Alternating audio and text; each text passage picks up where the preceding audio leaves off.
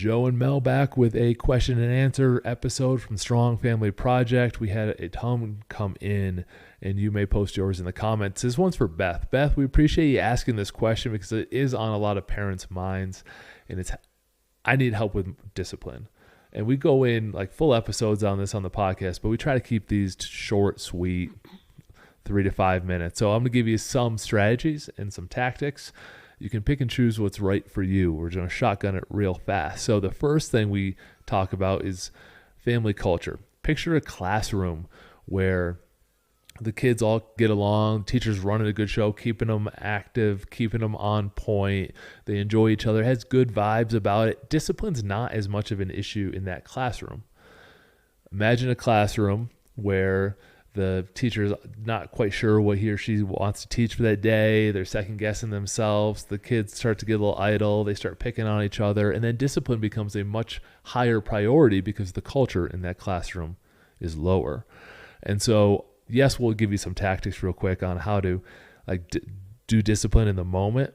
But the big picture is if you have a culture that's engaging and lets them feel heard and builds their self-confidence and does positive things with them, discipline becomes less of an issue.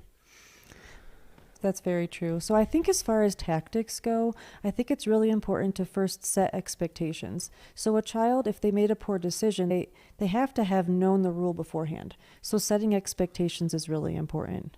And then when something does happen, it's important to immediately handle it.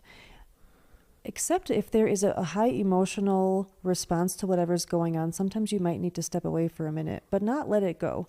We have to address it.